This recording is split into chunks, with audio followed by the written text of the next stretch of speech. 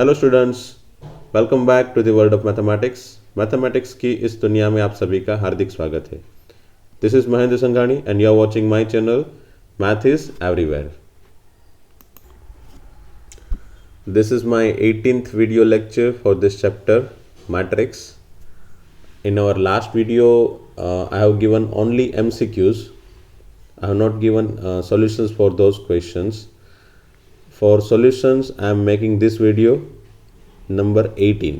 Okay, so वही MCQ के मैं यहाँ पे solution डिस्कस करूँगा। आई होप कि आपने वो 17th वीडियो में जो जो MCQ मैंने दिए हैं वो सभी सॉल्व कर लिए हैं। So to discuss the solution of all those MCQs, I am making video right now. Okay, let's start with the first MCQ. If a equal to 1011 and I is equal to I is तो obviously 1001, वो तो हमेशा ही होता है। I is given and then which of the following holds for all n belongs to n by principle of mathematical induction.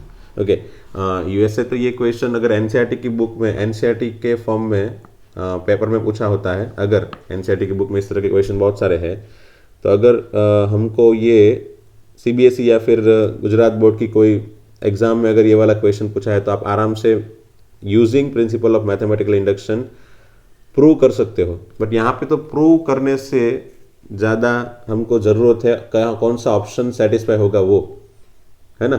तो वो तो फिर आप प्रिंसिपल ऑफ मैथमेटिकल इंडक्शन से प्रूव करके दिखाओ या फिर अपने हिसाब से कोई मेथड बना के दिखाओ, चलेगा, है ना। अगर ये पीएमआई वाली मेथड मतलब principle of mathematical induction use की तो क्या होगा, आपको चारों के चारों ऑप्शन के लिए ये पीएमआई की मेथड यूज़ करनी पड़ेगी, वो तो बैड आइडिया होगा ना। So that is why I am advising you to make LHS equal to RHS। आप LHS इक्वल टू RHS बना दो ऑप्शन में, डेफिनेटली आपका आंसर आ जाएगा। अगर LHS बना रहे हो तो R/n, तो सभी के LHS तो बन गए definitely.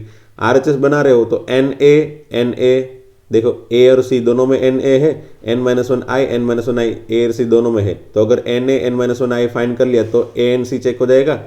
2n-1 into A and n-1i तो ऑलरेडी हमने फाइंड किया है, तो सिर्फ 2n-1 इंटू A फाइंड किया तो ऑप्शन B एंड D भी चेक हो जाएगा। सो इस तरह से हम आराम से ये सब ऑप्शन को चेक कर सकते हैं, है ना।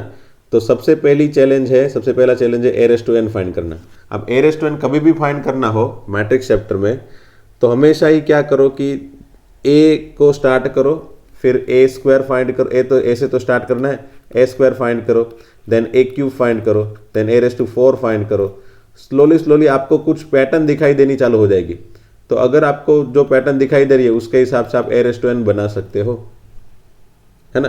कुछ ना कुछ जो चेंज आ रहे हैं, समझ लो A² में क्या चेंज है A से, फिर A³ में A² से क्या चेंज है, फिर A⁴ में ये पावर की वजह से क्या चेंज है, तो you will find some changes because of this power, and वही पावर का चेंजेस जो भी दिख रहा है वो n के लिए लिख दो, that is what A/n।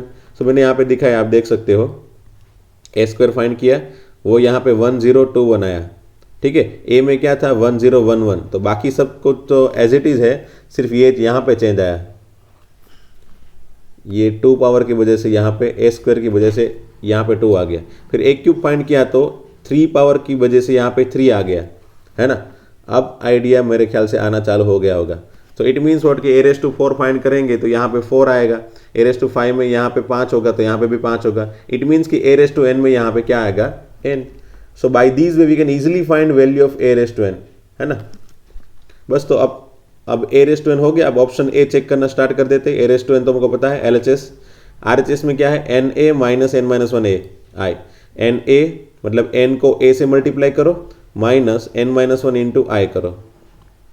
So by just multiplying and simplification we get this answer, है ना। आप वो सिंप्लीफिकेशन के स्टेप देख लेना, उसमें कोई दिक्कत नहीं होगी। और ये अपना A/n खुद है। इट मीन्स व्हाट कि LHS equal to RHS prove हो रहा है किसके लिए, ऑप्शन A के लिए, ठीक है। तो अपना आंसर ऑप्शन A हो गया, खत्म, है ना। Let's have question 2, MCQ 2। If A and B are square matrix of size n cross n, okay, that such that A² minus B² equal to A minus B into A plus B, then which of the following will be always true? Okay, so let's start with here। ये question में ये दिया ना, यहाँ से start करो। A² minus B² equal to A minus B into A plus B। अब कभी भी इस तरह के ब्रैकेट मल्टीप्लाई होगा ना, कभी भी इस तरह के ब्रैकेट का मल्टीप्लिकेशन हो तो आप जैसे सिंपल अलजेब्रा में होता है इस तरह से नहीं कर सकते। ये एक्चुअल में इसका आंसर होता है नहीं, ऐसा नहीं होता भाई, कभी भी ऐसे डायरेक्टली नहीं लिख सकते। उसका रीज़न है क्योंकि जब जो भी चीज़ें आपके पास मल्टीप्लिकेशन में हो, समझ लो आपके पास मल्टीप्लिकेशन में ये है x माइनस वाई सॉरी से a minus B into A plus B, तो आप इसको मल्टीप्लाई कैसे कर सकते हो? तो आपको पहला ब्रैकेट मल्टीप्लाई करना होता है, जैसे a इंटू ए है ना, सीक्वेंस के साथ। फिर दूसरा मल्टीप्लाई होता है ना, फिर a इंटू बी, फिर पहला मल्टीप्लाई होता है which is minus B into A, and दूसरा मल्टीप्लाई होता है which is B into B, है ना। तो यहाँ पे ये बन गया स्क्वायर, ठीक है, ये बन गया ए बी, ये बन गया माइनस बी ए, और ये बन गया बी स्क्वायर, बराबर। सिंपल अलजेब्रा में क्या था कि ये X Y and Y X दोनों की वैल्यू सेम होती है। मल्टीप्लिकेशन ऑफ समझ लो ये 2 है, ये 3 है, तो 2 3 जा 6 और 3 2 जा भी 6 होता है, तो ये दोनों कैंसिल हो जाते हैं, है ना। सिंपल अलजेब्रा में, सिंपल नंबर में जहाँ पे मैट्रिक्स नहीं होते वहाँ पे ये दोनों चीज़ कैंसिल हो जाती है। बट मैट्रिक्स में हमको पता है कि भाई ऑर्डर मैटर करता है, तो ए बी एंड बी ए दोनों मैट्रिक्स का आंसर डिफरेंट आ सकता है, इसीलिए हम इसका मल्टीप्लिकेशन अलग से ऐसे लिखेंगे, है ना, अलग से ऐसे लिखेंगे। ऐसा मत सोचना कि ये तो ऑलवेज होल्ड करेगा, ये तो ऑलवेज होल्ड करेगा, ऐसा मत सोचना। किसी को लगेगा कि हाँ ये तो ए स्क्वायर माइनस बी स्क्वायर है, तो ये उसी का फॉर्मूला है, ए माइनस बी ए प्लस बी का फॉर्मूला ये है, it means it is always hold, है ना, इट इज ऑलवेज होल्ड। तो फिर वो कन्फ्यूज हो जाएगा कि भाई ऑप्शन में से क्या लिखूँ, है ना। मैं भी कभी कभी ऑप्शन में ऐसा भी दे दिया हो कि भाई ऐसा कुछ रिलेशन है, और नीचे दे दिया हो कि भाई for any matrix A and B. अगर ऑप्शन में ऐसा कुछ दिया हो तो हमारे माइंड में तो ऐसा ही ख्याल आएगा ना भाई कि हाँ any matrix A and B के लिए ये तो ऑलवेज होल्ड करेगा, तो ऑप्शन वही आएगा for any matrix A and B, है ना।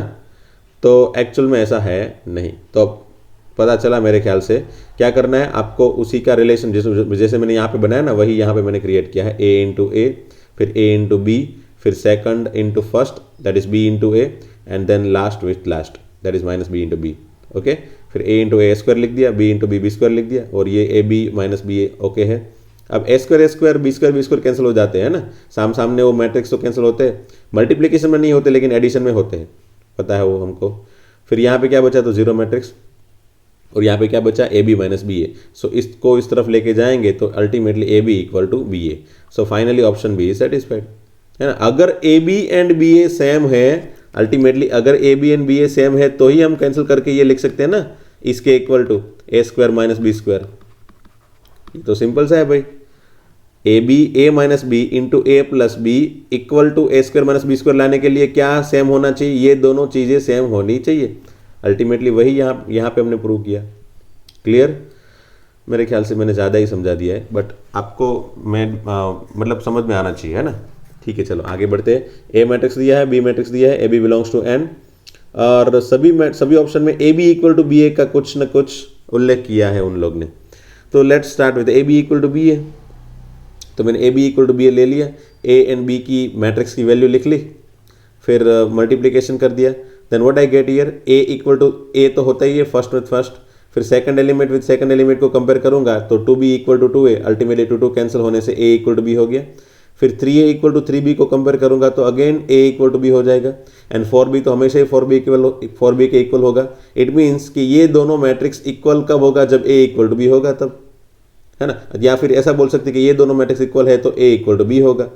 सो finally what we can say कि अगर ये a एंड b दोनों सेम है, ठीक है, अगर ये a एंड b दोनों सेम है तो A B equal to B A होगा, है ना। अगर A B equal to B A है तो ए इक्वल टू बी होगा। इट मीन्स कि ए इक्वल टू बी है तो A B equal to B A होगा। सो फाइनली मैं क्या सोच सकता हूं, यहां पे ऑप्शन में कहीं पे ए इक्वल टू बी दिया है नहीं, देखो कंफ्यूजन यहां पे क्रिएट होगा। ए इक्वल टू बी नहीं दिया है, बट उन लोग ने दिया क्या है, देखो, there can not exist any B such that A B equal to B A. नहीं, ऐसे तो पॉसिबल हो सकता है ना, ए इक्वल टू बी हो जाए तो A B equal to B आएगा। तो ए इक्वल टू बी होने के लिए तो क्या होगा, तो अगर समझ लो मैंने ए की वैल्यू 2 ले ली तो बी भी 2 हो जाएगा। तो इट मीन्स अगर ये दोनों 2 2 है मतलब ये कंडीशन होल्ड हो गई ना ए इक्वल टू बी वाली, और वो बिलोंग्स टू आर नहीं, बिलोंग्स टू एन लिखना है, सॉरी यहाँ पे। तो बिलोंग्स टू एन है एन, हाँ A equal to two, B equal to two, वो भी बिलोंग्स टू एन है। तो उसके लिए A B equal to B होगा, तो होगा ही ना, क्योंकि ए इक्वल टू बी ले लिया। अगर ए इक्वल टू बी लेते हैं तो definitely A equal to B लेने से A B equal to B है, तो होगा ही। अगर आप चेक करना चाहते हो तो चेक कर सकते हो। देखो स्टूडेंट, अगर यहाँ पे 2 और 2 ले लिया and then if you find A B, तो उसका आंसर अलग से बनाओ, and when again B A find करो एंड उसका भी आंसर बनाओ, दोनों के आंसर सिमिलर ही आएंगे। फिर 3 लेके आंसर बनाओ, फिर 4 लेके आंसर बनाओ, A B equal to B A, definitely it will you will get similar answer. A B and B A के दोनों के आंसर सिमिलर ही आएंगे। क्यों? क्योंकि अगर ए इक्वल टू बी है, ए इक्वल टू बी है, तो A B equal to B A होगा। इट मीन्स कि ए इक्वल टू बी हो सके। ऐसे तो बहुत सारे वैल्यू पॉसिबल है ना, मैं दोनों की वैल्यू 1 1 ले लूँ, दोनों की वैल्यू 2 2 ले लूँ, दोनों की वैल्यू 3 3 ले लूँ, कैपिटल एन में से कुछ भी मैं ले सकता हूँ। इट मीन्स कि there can not exist any B, वो तो नहीं होगा, बहुत सारे हो गए ना ऐसे। So there exist more than one but finite नहीं, फाइनाइट नंबर ऑफ बी भी नहीं आएगा ना। क्यों? क्योंकि ऐसे तो बहुत सारे ए एंड बी पॉसिबल है ना, 1 1 2 2 3 3 4 4 5 5 6 6 अप टू इनफाइनाइट जैसे जाएंगे ना, बिलोंग्स टू एन है तो वो भी नहीं आएगा। फिर देयर एग्जिस्ट एग्जैक्टली 1 बी, वो भी नहीं आएगा, एग्जैक्टली 1 बी तो नहीं आएगा, है ना। तो last option, there exist infinitely many B such that A B equal to B है। यस, बहुत सारे बी मैट्रिक्स पॉसिबल होंगे जिसकी वजह से A B equal to B A होगा। सिंपल सा है। क्यों? क्योंकि ए एंड बी दोनों की वैल्यू सेम हो जाएगी, तो A B equal to B A होगा। और ए एंड बी की वैल्यू सेम हो सके, ऐसी तो बहुत सारी वैल्यू हम ले सकते हैं एन में से, 1 1 2 2 3 3 4 4 5 5 अप टू 1000 1000 1 लाख 1 लाख, है ना। वैसे तो infinite number of B possible होंगे जिसकी वजह से A B equal to B A होगा। So final answer is D. ठीक है, आगे बढ़ते हैं। ये वाला क्वेश्चन मेरे ख्याल से आपको मैंने ऑलरेडी आगे वीडियो में करवा दिया है। सो जस्ट आपको यहाँ पे सॉल्यूशन देख लेना है। ये कैरेक्टरिस्टिक इक्वेशन का फॉर्मूला आपको पता है, अगर नहीं पता हो तो वापस एक बार देख लेना। लैम्बडा 1 की value trace of A, lambda 2 की वैल्यू डिटर्मिनेंट ऑफ ए, उसको यहाँ पे सिर्फ वैल्यू क्रिएट करके लिख देनी है। और यहाँ पे ए इनवर्स जैसा क्रिएट करना है, तो हमने क्या किया कि ए इनवर्स को मल्टीप्लाई कर लिया दोनों साइड। और उसका लॉजिक क्या सोचेंगे हम कि अगर डिटर्मिनेंट ए की वैल्यू अगर 0 नहीं है तभी ए इनवर्स पॉसिबल होगा। वो हमको पता है थोड़ा बहुत कि अगर determinant A is not equal to 0 then A inverse exist. अगर नहीं भी पता हो तो कोई बात नहीं, चैप्टर नंबर 4 में पता कर लेंगे। तो अगर डिटर्मिनेंट ए की वैल्यू 0 नहीं है तो A inverse exist. So multiply A inverse both side, क्योंकि ए इनवर्स एग्जिस्ट करेगा तभी तो मल्टीप्लाई कर सकते हैं ना दोनों साइड। तो हमने ए इनवर्स को दोनों साइड मल्टीप्लाई कर लिया, फिर ए इनवर्स को तीनों की तीनों क्वांटिटी के लिए दे दिया, ए इनवर्स ए स्क्वायर, फिर ए इनवर्स ए इनवर्स 11 आई, है ना। यहाँ पे तो 0 इंटू ए इनवर्स तो 0 मैट्रिक्स ही होगा। फिर यहाँ से हमने सिंप्लीफिकेशन करके ए इनवर्स को सब्जेक्ट बना लिया, and then just I have compared with M A plus N I which is given in question. So based on that I can get value of M and N. ठीक है, और second method भी मैं दिखाई मैंने। Second method में क्या होता है कि ये जो मेथड है ना वो शॉर्टकट है। वैसे मैंने यहाँ पे तो डिटेल में लिखा है, बट एक्चुअल में ये सभी स्टेप मैंने मैक्सिमम मुझे अगर करना हो तो 3 या 4 स्टेप में से हो जाएगा, है ना। पहला स्टेप कौन सा लिखूंगा? ये वाला, ए स्क्वायर माइनस ये दोनों का एडिशन 2 इंटू ए प्लस यहाँ से मैं डिटर्मिनेंट की वैल्यू फाइंड करूंगा, इंटू आई लिख दूंगा, तो ये वाला स्टेप मिल जाएगा। फिर यहाँ से डायरेक्टली इसको दोनों साइड ए इनवर्स से मल्टीप्लाई करके ये वाला स्टेप लिख दूंगा, सेकंड स्टेप हो गया। फिर यहाँ से तुरंत ये वाला third step, and then fourth step बना के तुरंत आंसर लिख दूंगा। That is what the shortcut method I can discuss. And second method जो लंबा है वो कौन सा होगा? तो बस वही, पहले ए इनवर्स फाइंड करो, फिर इसमें रखो ए इनवर्स की वैल्यू, फिर ए यहाँ पे रखो, आई की वैल्यू यहाँ पे रखो, फिर सामने कंपेयर कर लो, फिर एम एंड एन के फॉर्म में इक्वेशन आएंगे उसको कंपेयर कर लो, है ना। पहले मैंने ए इनवर्स की वैल्यू फाइंड कर ली, मेरे ख्याल से ये मैंने शॉर्टकट के फॉर्म में बता दिया था पहले ही कि ए इनवर्स की वैल्यू कैसे फाइंड की जाए। वही एलिमेंट्री ट्रांसफॉर्मेशन से नहीं, क्योंकि एलिमेंट्री ट्रांसफॉर्मेशन से तो बहुत लंबी मेथड होती है ना ए इनवर्स की। सो मैंने यहाँ पे दूसरी मेथड जो मैंने बताई थी एडजॉइंट वाली, adjoint A divide by determinant of A, जो शॉर्टकट के फॉर्म में बताया था। और मैंने ऐसा भी बोला था कि ये चैप्टर नंबर 4 में पढ़ेंगे हम लोग। तो वही method adjoint A by determinant A. Adjoint A कैसे बनाना था मैंने बताया था, ये दोनों को क्रॉस मल्टीप्लाई नहीं, ये दोनों को इंटरचेंज कर लो, तो वो दोनों इंटरचेंज हो गए। और ये दोनों की साइन चेंज कर लो, तो ये -5 बन जाता है +5, और ये 2 बन जाता है -2 और नीचे डिटर्मिनेंट ऑफ ए 1 अपन डिटर्मिनेंट ऑफ ए और इसका क्रॉस मल्टीप्लिकेशन करोगे तो ये डिटर्मिनेंट ऑफ ए की वैल्यू आ जाएगी। फिर ये जो ए इनवर्स की वैल्यू है वो यहाँ पे रखो and M A plus N I create करके सामने कंपेयर कर लो, you will find M and N, है ना। वो तो आप स्टेप देख के पता कर सकते हो, ठीक है। तो दोनों मेथड चलेगी। पहली वाली मेथड शॉर्टकट है, बट दूसरी वाली मेथड में आपको कैलकुलेशन थोड़ा बहुत करना पड़ेगा। So I am advising you to know about both the method, क्योंकि अगर एनसीईआरटी की बुक में क्वेश्चन पूछा गया है, मतलब एनसीईआरटी पेपर में अगर क्वेश्चन आता है तो हमको ये सेकंड मेथड फॉलो करनी पड़ेगी। बिकॉज मैंने बताया था कैरेक्टरिस्टिक इक्वेशन जैसी कोई चीज़ हमको मैट्रिक्स चैप्टर में बताई नहीं है, एनसीईआरटी की बुक में नहीं बताई है। So we have to follow second method. और अगर जेडब्ल्यू का क्वेश्चन है तो हमको फर्स्ट मेथड यूज करनी है, ठीक है। आगे बढ़ते हैं।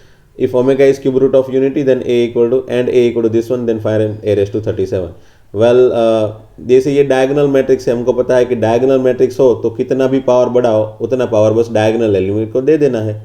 तो a raised to 37 become omega raised to 37, यहाँ पे भी ओमेगा raised to 37, ठीक है। सिर्फ डायगोनल वाले एलिमेंट को पावर दे दो, हो गया। अब ओमेगा raised to 37 की वैल्यू क्या होगी, तो हमको ये पता है कि ओमेगा अगर क्यूब रूट ऑफ यूनिटी है तो इसको 3 के मल्टीपल में क्रिएट करो।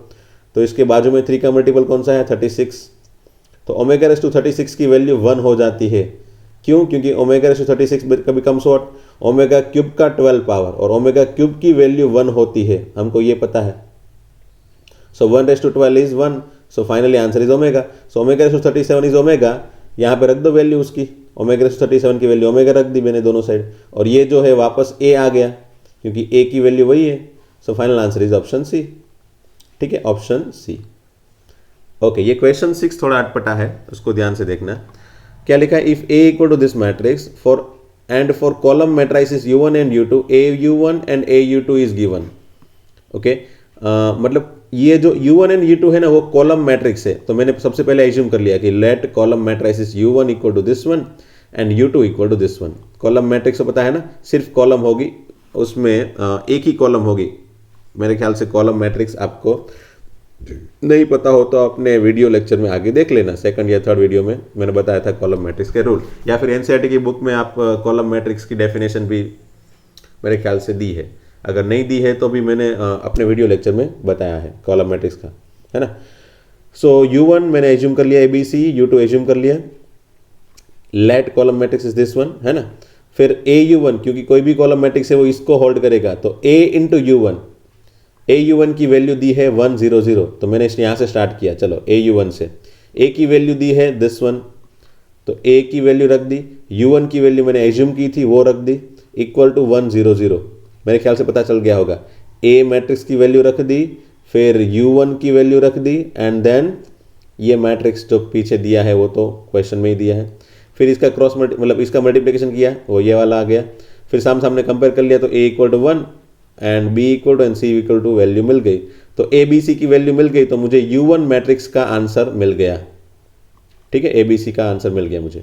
सिमिलरली a u2, जैसे a u1 से स्टार्ट किया ना, वैसे ही a u2 से स्टार्ट करो, ठीक है, a u2 से स्टार्ट करो। अगेन एक मैट्रिक्स क्वेश्चन में दिया है, u2 हमने एज्यूम किया है xyz एंड ये 0 1 0। अगेन इसका मल्टीप्लिकेशन करोगे you will get this one, okay, and then अगर कंपेयर कर लोगे तो आपको xyz की वैल्यू मिल जाएगी। सो फाइनली u2 मैट्रिक्स भी मिल गया, u2 कॉलम मैट्रिक्स। अब क्वेश्चन में पूछा गया है finally u1 plus u2 matrix का समेशन, तो बस u1 मिल गया है, u2 मिल गया है, तो दोनों मैट्रिक्स का समेशन तो आराम से मिल जाएगा, है ना। तो ये क्वेश्चन वैसे है इजी, बट लंबा क्वेश्चन है, लेंथी क्वेश्चन है ना। सिमिलर क्वेश्चन यहाँ पे मैंने दिया है, question number 7। Let A, again वही उसी तरह का एट मैट्रिक्स है। Capital U1, capital U2, capital U3 are column matrices such that AU1, AU2 and AU3 is given.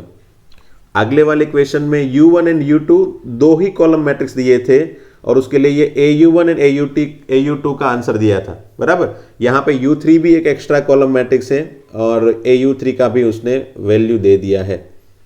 So again उसी तरह से स्टार्ट करेंगे, फिर आगे पढ़ेंगे क्या पूछा है। U1, U2, U3 अगर कॉलम मैट्रिक्स है तो let U1 equal to A1 B1 C1, U2 equal to A2 B2 C2, U3 equal to A3 B3 C3, okay. And आगे जो मैंने बताई है उसी हिसाब से, जैसे AU1 की कैलकुलेशन करो वैसे ही AU2 की कैलकुलेशन करो, एंड AU3 की कैलकुलेशन करने से after calculation which is similar to question 6 हमको capital U1, capital U2 and capital U3 की वैल्यू मिल जाएगी, जो आप अपने हिसाब से खुद से फाइंड करने की कोशिश करना। ठीक है, इसी तरह से आगे जो यहाँ पे दिखा इसी से, जैसे AU1 का यूज करके हमने U1 फाइंड किया, AU2 का यूज करके हमने U2 फाइंड किया, तो वैसे ही यहाँ पे AU1 का यूज करके हमने कैपिटल U1 फाइंड करना है, AU2 का यूज करके कैपिटल U2 एंड AU3 का यूज करके कैपिटल U3 फाइंड करना है ना। एक बार ये फाइंड हो जाए तो क्वेश्चन में क्या पूछा है आगे, if U is 3x3 matrix having as column U1 U2 U3 in the sequence then determinate U।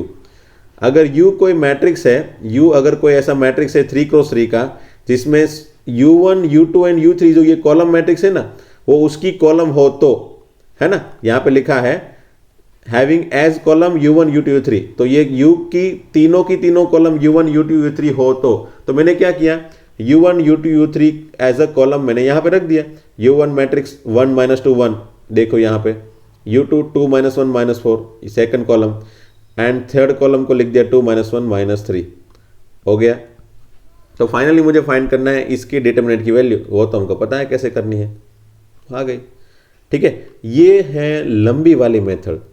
लंबी वाली ऐसे दिख नहीं रहा है वैसे, बट यहाँ पे जो कैलकुलेशन है ना after calculation which is similar to question 6, वो कैलकुलेशन बहुत बड़ा है, आपको पता है। तो शॉर्टकट मेथड भी मैंने यहाँ पे एक सोची है कि अगर AU1 AU2 एंड AU3 दिया है, इट मीन्स कि A मैट्रिक्स का U1 के साथ मल्टीप्लीकेशन, A का U2 के साथ एंड A का U3 के साथ मल्टीप्लीकेशन दिया है, तो अल्टीमेटली A इंटू U दिया है, कैपिटल U, क्योंकि कैपिटल U क्या है, small U1 small U2 and small U3 as a column बनाने से बनने वाला एक मैट्रिक्स है। So capital A into U क्या हो जाएगा, ये तीनों कॉलम यहाँ पे आ जाएगी, 1 0 0 2 3 0 एंड 2 3 1, है ना। ये AU1 AU2 AU3 ही उसका कॉलम होते हैं कैपिटल AU का। सो बस इसको मैंने B एज्यूम कर लिया थोड़ी देर के लिए, इट मीन्स कि AU इक्वल टू B, दोनों साइड डिटरमिनेंट ले लिया। So finally I got determinant A into determinant U equal to determinant B, मैंने बताया था मेरे ख्याल से डिटरमिनेंट की प्रॉपर्टी में। फिर डिटरमिनेंट U की वैल्यू क्या हो जाएगी, तो determinant B by determinant A। अब सिर्फ मुझे डिटरमिनेंट B मतलब ये जो B है ना ये वाला मैट्रिक्स, उसके डिटरमिनेंट की वैल्यू फाइंड करनी है, और A तो एक अपने क्वेश्चन में दिया है, इसके डिटरमिनेंट की वैल्यू फाइंड करनी है, जो कि मैंने फाइंड करके यहाँ पे रख दी है 3 and 1, सो आंसर इज 3। सो ये बहुत ही छोटी सी प्रोसीजर है ना, आपको आराम से आंसर मिल जाएगा। ठीक है, क्वेश्चन 8 पे चलते हैं। If matrix AR is given where R equal to 1 2 3 up to dash dash dash dash, up to कहाँ तक जा सकता है वो कोई नक्की नहीं है। एंड डिटरमिनेंट ऑफ A, ये मोड नहीं है भाई, जब भी मैट्रिक्स हो और बाजू में ऐसी मोड जैसी चीज़ें दिखाई हो तो वो डिटरमिनेंट ऑफ A 1 होता है, ये determinant of A 2 up to determinant of 1 0 1, ये सब की वैल्यू फाइंड करनी है। तो मैंने क्या सोचा, अगेन मैंने बताया था ना, अगर पावर कुछ हो या फिर यहाँ पे कुछ n या फिर बड़े बड़े नंबर हो तो डेफिनेटली हम सभी के लिए तो वैल्यू फाइंड नहीं कर सकते, A1 फाइंड करो, A2 सबकी डिटरमिनेंट की वैल्यू फाइंड करो, कुछ ना कुछ वहाँ पे पैटर्न होगी, वो हम सोच सकते हैं तुरंत। तो सबसे पहले R इक्वल टू मैंने 1 रखा यहाँ पे, और इसका मैट्रिक्स का आंसर बना R इक्वल टू 1 रखने पे 1, फिर ये 1 -1 0, फिर ये अगेन R इक्वल टू 1 रखने पे 1 -1 0, और ये R इक्वल टू 1 रखने पे 1। सो ये A1 मैट्रिक्स बन गया। उसके डिटरमिनेंट की वैल्यू क्या आएगी, बस क्रॉस मल्टीप्लाई करो, answer is 1।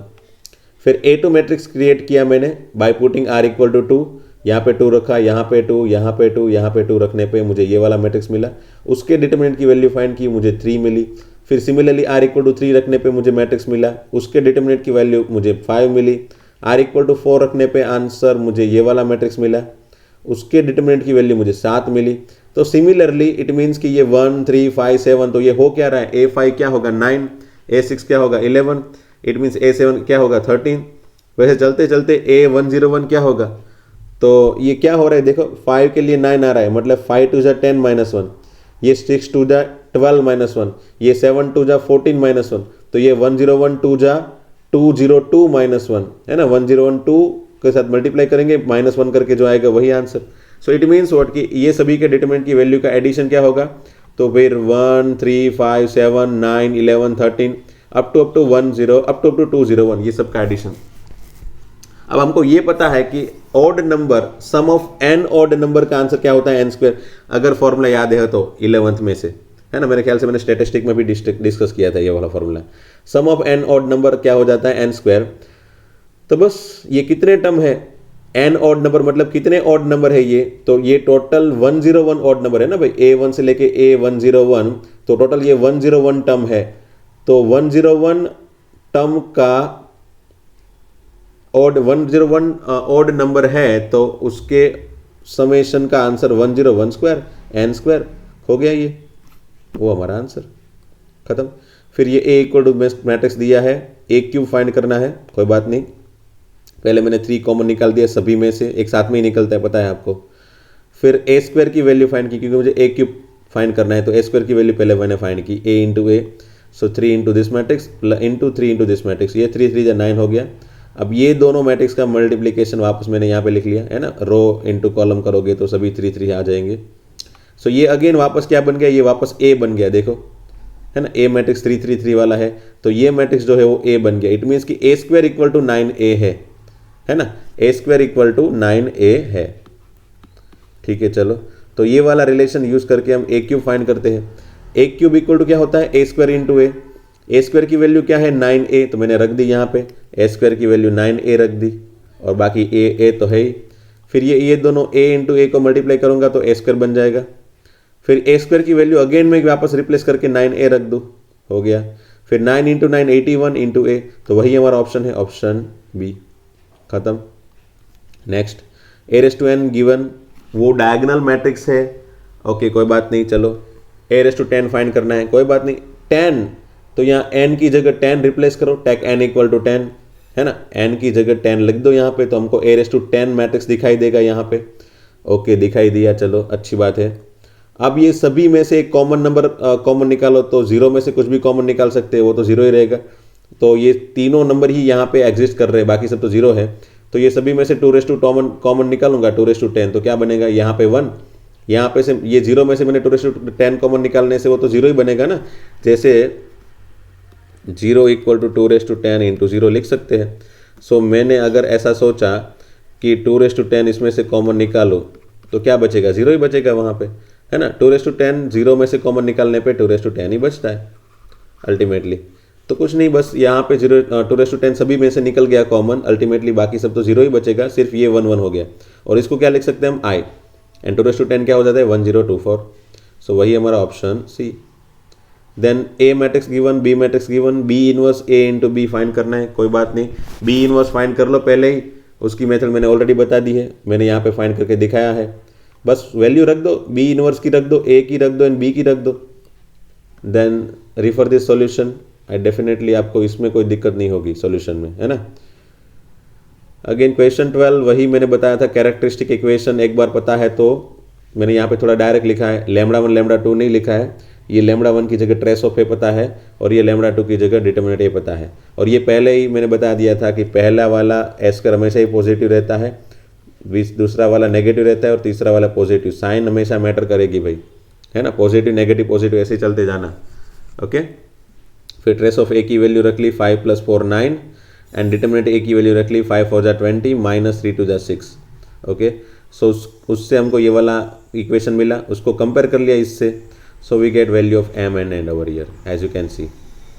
Again A matrix दिया है, a raise to n find करना है। अगेन पहला वाला क्वेश्चन याद करो, मैंने क्या बताया था, जब भी power n a raise to n find करना हो तो मैंने क्या बताया था, a स्क्वायर फाइंड करो, a क्यूब फाइंड करो, a रेस टू 4 फाइंड करो, slowly you will find some pattern, based on that you can easily find a raise to n। मैंने यहाँ पे लिखा भी है, देखो as a note, to find a raise to n always start from a square then a cube and then so on, ऐसे आगे बढ़ते जाओ। At one time we can find some pattern, हमको एक पैटर्न दिखाई देनी स्टार्ट हो जाती है, तो from that we can find a raise to n, okay. चलो यहाँ पे आप दिखना स्टार्ट हो जाएगा तुरंत ही, स्टार्ट पहले से ही a स्क्वायर से ही स्टार्ट हो जाता है, देखो, बट फिर भी हम कॉन्फिडेंस ज़्यादा क्रिएट करने के लिए a क्यूब भी फाइंड करते हैं। सो a स्क्वायर फाइंड किया a इंटू ए, तो यहाँ पे हमको मिला 1 2m 0 1, क्या चेंज है, तो यहाँ पे बाकी सब तो एज इट इज़ है 1 0 1, देखो सिर्फ ये m की जगह 2m आ गया, फिर भी हमने a क्यूब फाइंड कर लिया, चलो a स्क्वायर इंटू ए, तो उसका आंसर आया 101, ये और ये 3m, तो ये पक्का हो गया कि यहाँ पे a में 1m है, a स्क्वायर में 2m है, a क्यूब में 3m है, तो a रेस टू 4 में 4m होगा, a रेस टू 5 में 5m होगा। इट मीन्स कि a रेस टू n में क्या होगा, 4 में 4m, 5 में 5m, तो n में nm, hence option B satisfied. ठीक है, ओके चलो आगे बढ़ते हैं। वैसे again simple question, A and B matrix दिया है, B inverse A inverse whole inverse find करना है। Do not try to find B inverse and A inverse separately. Question ऐसे दिया है, इसका मतलब ऐसा नहीं कि हम B inverse A inverse find करें। उससे अच्छा क्या करो कि आप पहले सिंप्लीफाई कर लो इसको। इनवर्स अंदर देने पे सीक्वेंस चेंज हो जाती है, याद है ना। यहां पे मैंने लिखा है देखो, B inverse A inverse, sequence change होकर लिखना होता है। तो मैंने पिछले वाले को पहले इनवर्स दिया, ए इनवर्स होल इनवर्स, और आगे वाले को इनवर्स दिया है ना, बी इनवर्स होल इनवर्स। और इनवर्स का इनवर्स वापस ए खुद हो जाता है, इनवर्स का इनवर्स बी खुद हो जाता है बी का।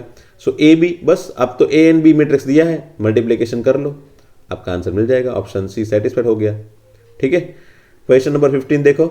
ये क्वेश्चन मेरे ख्याल से मैंने ऑलरेडी डिस्कस कर लिया है अपने आगे के वीडियो लेक्चर में, फिर भी मैंने यहाँ पे एक बार इसलिए कवर किया कि अगर मुझे ऐसी कोई सिचुएशन आ गई बाई चांस, तो मतलब b square equal to b into b लिखा बराबर। अब कोई बंदा, कोई स्टूडेंट ऐसा सोचेगा कि सर मुझे ये पीछे वाले बी है ना, उसकी जगह बी ए मैट्रिक्स लेना है, ये बी की जगह बी ए मैट्रिक्स है ना, क्योंकि हमको याद नहीं होता है एग्जाम में कि हम किसकी जगह, ये दोनों में से किसकी जगह हम ये वाला यूज करें, है ना। समझ लो यहाँ पे दोनों जगह बी एंड बी देख के मुझे ये दोनों मैट्रिक्स, दोनों इक्वेशन यूज करने हैं, तो डेफिनेटली मैं इसके बारे में सोचूंगा, क्योंकि बी की जगह मुझे कुछ रिप्लेस करना पड़ेगा। अब क्वेश्चन ये आएगा कि कौन सा बी रिप्लेस करूं, पहला वाला बी रिप्लेस करूं या अगले वाला बी रिप्लेस करूं, पीछे वाला। तो बाई चांस अगर पीछे वाला बी रिप्लेस किया, देखो मैंने इसलिए दिखा दिया कि अगर पिछले वाला बी रिप्लेस किया तो होता क्या है, देखो बी ए, ठीक है, पिछले वाला बी की जगह मैंने बी ए लिख दिया। सो क्या हुआ, बी इंटू बी ए, सो ये बी स्क्वायर इंटू ए। तो ये तो आगे सिंपल होने की जगह ये तो बढ़ता जा रहा है, सिंपल होने की जगह ये क्वेश्चन तो बढ़ता जा रहा है, तो इट मीन्स कि इट्स डिफिकल्ट टू सिंप्लीफाई। सो यहाँ से हमको आगे नहीं बढ़ना है। सोचो फिर आगे वाला जो है उसकी जगह रिप्लेस करो। सो आगे वाला बी है, उसकी जगह रिप्लेस करने से, मतलब बी की जगह बी ए लिखने से, देखो बी ए इंटू बी, फिर ये बी ए बी ऐसा लिख सकते हो, ब्रैकेट की जरूरत नहीं है। फिर पीछे वाले ए बी के साथ ब्रैकेट रखो और ओ ए बी को रिप्लेस करो आप ए से, ठीक है, A B equal to A. Again B A मुझे दिखा, अब ये बी ए की जगह वापस बी रिप्लेस करो। So finally I get B square equal to B. ठीक है, एक बार B square equal to B मिल गया तो वापस B cube equal to B मिलता है, पता है ना आपको। मेरे ख्याल से तो मैंने वो क्वेश्चन में दिखा दिया था कि b cube equal to b मुझे वही मिलेगा, बी स्क्वायर इंटू बी, और बी स्क्वायर की जगह वापस बी लिखूँ तो b into b, again b square बन गया ये वाला, तो वापस क्या मिला मुझे बी, मतलब बी क्यूब की जगह पे बी लिख सकता हूँ। इट मीन्स कि बी रेस टू 4 बी होगा, बी रेस टू 5 बी होगा, and b raise to 51 b होगा। इट मीन्स कि b raise to n equal to B, ये भी प्रूव हो जाता है ऑटोमेटिकली। ठीक है, एग्जाम में अगर क्वेश्चन दे दिया हो कि फाइंड बी रेस टू 1024, तो उसका आंसर भी क्या आ जाएगा, बी, है ना। और ये वाली जो पैटर्न है ना, उसमें ए स्क्वायर भी वही है, ए स्क्वायर की भी वैल्यू यही है ए, उसमें भी इसी तरह की कैलकुलेशन है, यहाँ पे जो कैलकुलेशन दिखाई ना उसी तरह की कैलकुलेशन इसमें भी है। और ए रेस टू क्यूब भी ए है, and so on a raise to n भी ए है। ठीक है, तो एग्जाम में भी क्वेश्चन ऐसे भी दे दे वो लोग कि चलो फाइंड करो, ये वाला क्वेश्चन दे दे बराबर, इसकी जगह मुझे क्वेश्चन में ऐसा दे दे कि find a raise to 31 plus b raise to से 62, ऐसा कुछ भी दे दे, तो हमको पता होना चाहिए कि ए रेस टू 31 क्या हो जाएगा ए, एंड बी रेस टू 62 भी क्या हो जाएगा बी। तो कुछ भी करो आंसर तो यही आने वाला है ना। ठीक है, सो आप ये चीज़ खास ध्यान रखना कि भी क्या करना है हमको। ओके, चलो आगे बढ़ते हैं। ये ए मैट्रिक्स दिया है और वो इसको सेटिस्फाई कर रहा है, तो एफ ऑफ थीटा क्या होगा, मतलब ये हमको ए इनवर्स पहले फाइंड कर लेना है, फिर उसका स्क्वायर फाइंड कर लेना है, फिर इसके अंदर रख देना है, and then we need to see F of theta की वैल्यू क्या क्रिएट होती है। तो पहले A matrix, okay, A inverse adjoint A by determinant A से आपको पता है कैसे फाइंड करना है, 1 बाय डिटर्मिनेंट ए। और ये एडजॉइंट ए फाइंड करने के लिए मैंने बताया था, इसको इंटरचेंज करो प्राइमरी डायगोनल को, और इसकी साइन चेंज करो सेकेंडरी डायगोनल की, तो इसको इंटरचेंज करने से 1 1 ही रहेगा, और इसकी साइन चेंज करने से negative cot theta become positive cot theta और ये ऊपर वाला positive cot theta become negative cot theta. ठीक है, ये 1 plus cot square theta become cosec square theta लिख लिया और ये एज इट इज, बाकी कॉसेक स्क्वायर ऊपर जाएगा तो sine square theta is equal to this into this one. Again मुझे ए इनवर्स का स्क्वायर फाइंड करना है तो मुझे A inverse into A inverse, सो इसका मल्टीप्लीकेशन तो साइन स्क्वायर 2 बार आएगा ना, तो sine raise to 4 into this matrix 2 times. ठीक है, अब ये दोनों मैट्रिक्स का मल्टीप्लीकेशन मैंने पहले ही कर लिया है। ठीक है, अब ये साइन रेज़ टू 4 में से मैंने एक साइन स्क्वायर अंदर जाने दिया है, बराबर, एक साइन स्क्वायर बचा है, एक साइन स्क्वायर अंदर जाने दिया ताकि ये वाली चीज़ सिंपल हो जाए। देखो, और उसकी दूसरी हिंट ये भी है कि ऑप्शन में एफ ऑफ थीटा क्रिएट करना है तो मुझे ये sine square cos and sine कुछ भी यहाँ पे बाहर रखना पड़ेगा। तो मैंने पहला सोचा कि चलो साइन स्क्वायर बाहर रखो, कॉस स्क्वायर तो है नहीं बाहर, तो ये ऑप्शन बी तो मुझे सोचना ही नहीं है, ऑप्शन सी भी नहीं सोचना है, या ऑप्शन डी या फिर ऑप्शन ए में से कुछ भी सोचना है कि मैं बाहर क्या रखूँ। तो ए इनवर्स होल स्क्वायर में मैट्रिक्स के बाहर क्या रखना है, एफ ऑफ थीटा, तो एफ ऑफ थीटा की जगह मुझे बाहर साइन स्क्वायर या फिर साइन रख सकता हूँ मैं, क्योंकि साइन रेज़ टू 4 दिया है यहाँ पे, बराबर। तो मैंने पहले साइन स्क्वायर बाहर रख के अंदर एक साइन स्क्वायर भेज के देख लिया, तो अंदर एक साइन स्क्वायर भेजा तो ये मैट्रिक्स का सिंप्लीफिकेशन इस तरह का आ गया और ये साइंस का माइनस कॉस स्क्वायर बन जाता है माइनस कॉस 2 थीटा, ये माइनस साइन 2 थीटा, ये साइन 2 थीटा और ये minus cos 2 theta. So here I get the exact pattern which question has given. So automatically F of theta की वैल्यू क्या बन गई, साइन स्क्वायर थीटा।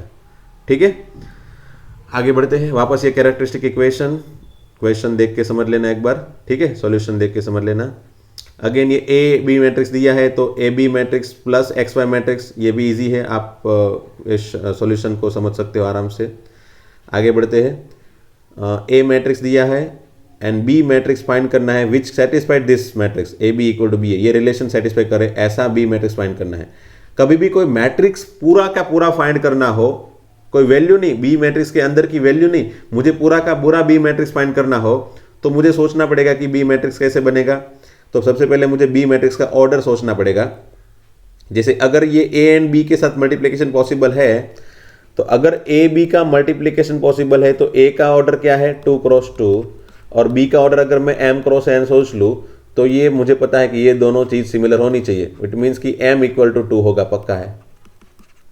ठीक है, अगेन बी ए मैट्रिक्स को डिफाइन करने के लिए, बी ए मैट्रिक्स भी डिफाइन है ना, तो बी मैट्रिक्स क्या है m क्रॉस n जो मुझे फाइंड करना है, और ए मैट्रिक्स क्या है 2 क्रॉस 2। तो यहाँ से मुझे पता चला कि ये n इक्वल टू बी 2 है।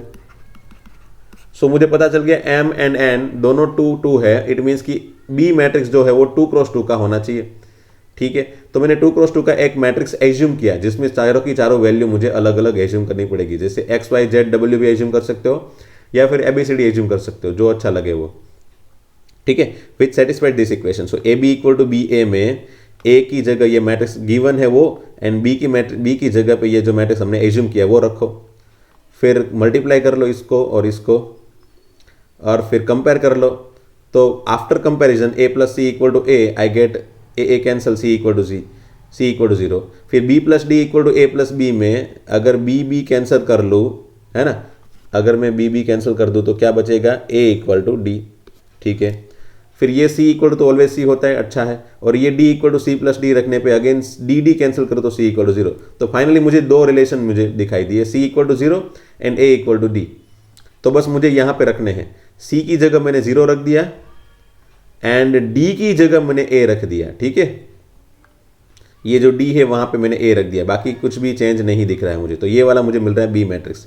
तो ये a b a 0। तो इसी तरह की कोई पैटर्न में आंसर है क्या, हाँ, x y x 0 है ना, a b a 0। तो उसकी जगह मैं रिप्लेस करके x y x 0 लिख सकता हूँ। a की जगह x लिख दिया, a की जगह x लिख दिया और b की जगह y लिख दिया। Then I can come to know answer of my question which is option B. ठीक है, next question 20, diagonal matrix 3 to 1 a equal to दिया है डायगोनल मैट्रिक्स। तो डायगोनल मैट्रिक्स को हम इस तरह की पैटर्न से लिख सकते हैं, पता है हमको 3 to 1 डायगोनल में लिखना है, बाकी सब 0, अच्छा है। फिर हमको फाइंड करना है ए इनवर्स। तो ए इनवर्स फाइंड किया मैंने। तो ये हमको शॉर्टकट पता होनी चाहिए कि अगर कोई मैट्रिक्स डायगोनल हो तो उसमें अगर इनवर्स फाइंड करना हो तो डायगोनल में भी इनवर्स हो जाता है, मतलब रेसिप्रोकल हो जाता है। अगर वो ए का पावर कुछ भी फाइंड करना हो, उसे एन पावर फाइंड करना हो, तो ये डायगोनल को भी एन पावर मिल जाता है। अल्टीमेटली n पावर देना है तो n पावर दे सकते हैं, -1 पावर देना है तो -1 पावर भी दे सकते हैं। यहाँ पे a b c का अगर -1 पावर लिया तो वो क्या बन सकता है, 1/a 1/b 1/c। Okay, so finally I can come to know my answer of A inverse. अलग से ए इनवर्स की पूरी प्रोसीजर फॉलो नहीं करनी है इफ वो डायगोनल मैट्रिक्स हो तो, है ना। डायगोनल मैट्रिक्स हो तो शॉर्टकट से हम तुरंत ए इनवर्स फाइंड कर सकते हैं, है ना। क्योंकि ए इनवर्स फाइंड करने के दो तरीके, एक है एलिमेंट्री ट्रांसफॉर्मेशन, बड़ी सी मेथड, लंबी लंबी 6-7 स्टेप वाली मेथड जो मैंने दिखाई थी मैट्रिक्स चैप्टर में, और दूसरी method adjoint A by determinant A, और वो मैंने 3x3 के लिए अभी तक नहीं करवाया है, वो भी कुछ ना कुछ तो लंबा है ही। बट अगर डायगोनल मैट्रिक्स हो तो ये तीसरी शॉर्टकट मेथड आप ऑलवेज याद रख लेना, ठीक है।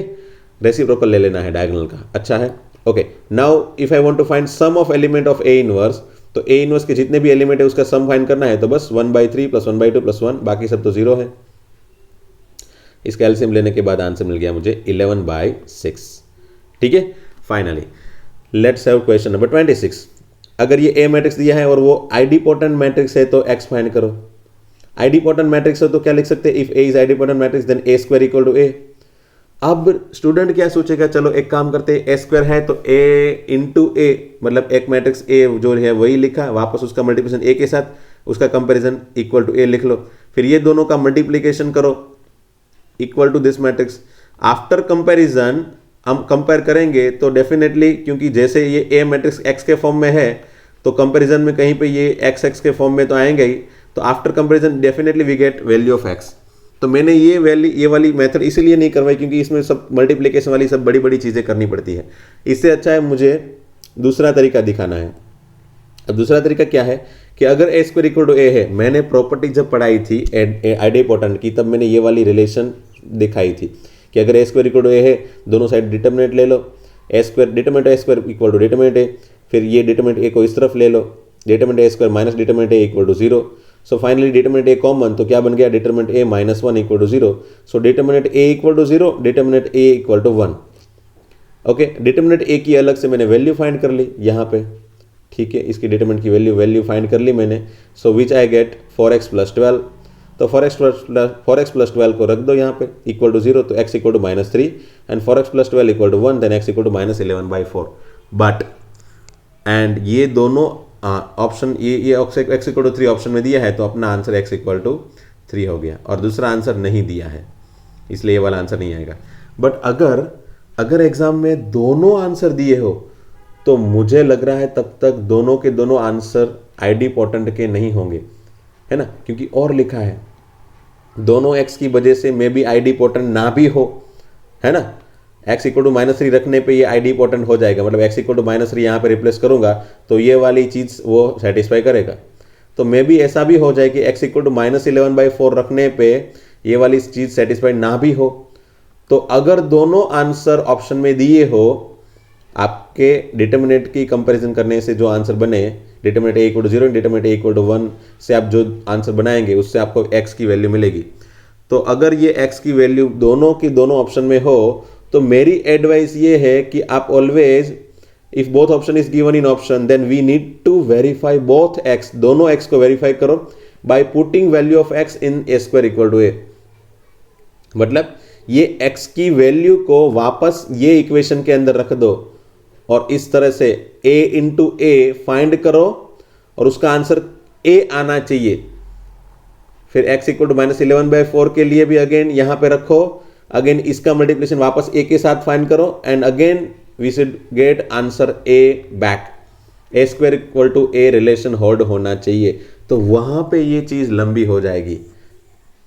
तो मेरी एडवाइस ये है कि डिटरमिनेंट a से भी लंबा ही है ये आइडिपोटेंट वाली चीज, ठीक है। तो मेरी एडवाइस ये है कि आप एक बार डिटरमिनेंट a चेक करके तुरंत इसको 0 से और 1 से कंपेयर करके x की वैल्यू फाइंड करो। अगर दो में से कोई एक ही ऑप्शन में दी है तो डेफिनेटली हमारा आंसर मिल जाता है इजीली। बट दोनों अगर यहाँ पे दी है तो फिर दोनों की दोनों वैल्यू को आप फटाफट से चेक कर लो a² = a के अंदर, मतलब a² की वैल्यू फाइंड कर लो दोनों में। अगर खुद a आ जाती है तो ठीक है, अगर नहीं आती है तो वो आंसर सेटिस्फाई नहीं करेगा, मतलब दोनों में से कोई एक ही सेटिस्फाई करेगा डेफिनेटली, क्योंकि दो ऑप्शन एक साथ में तो नहीं होते, ठीक है। सो आज के लिए इतना ही रखते हैं हम। टोटल 42 क्वेश्चन है, उसमें से मैंने आज 21 क्वेश्चन करवाए। कल 20 बाकी के 21 क्वेश्चन मैं कल करवाऊंगा, क्योंकि ये वीडियो वैसे भी ये इतना लंबा हो गया है कि आप लोग खुद बोर हो जाओगे, है ना। तो दोस्तों थैंक यू वेरी मच कि आपने ये अगेन मेरे वीडियो को वापस सभी क्वेश्चन के साथ देखा। और मेरी एडवाइस यही है कि भाई आप खुद से चारों करो, खुद से मैक्सिमम सॉल्व करो, एंड उसके बाद मेरे सॉल्यूशन को रेफर करो, है ना।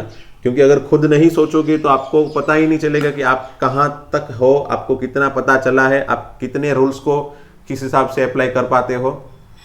आप खुद का मतलब एस्टिमेशन नहीं लगा सकते हो, है ना, अगर आप खुद से प्रैक्टिस नहीं करोगे तो कॉन्फिडेंस लाने के लिए, अपने अंदर का कॉन्फिडेंस लाने के लिए एक बार खुद से प्रैक्टिस करो। नहीं आ रहा है, देखो सॉल्यूशन, देखो मैंने जो बताया वो हिंट देखो, एंड फिर वापस एक बार खुद से सॉल्व करो, ठीक है। तो चलो, थैंक यू वेरी मच दोस्तों, मिलते हैं नेक्स्ट लेक्चर में वापस एक बार।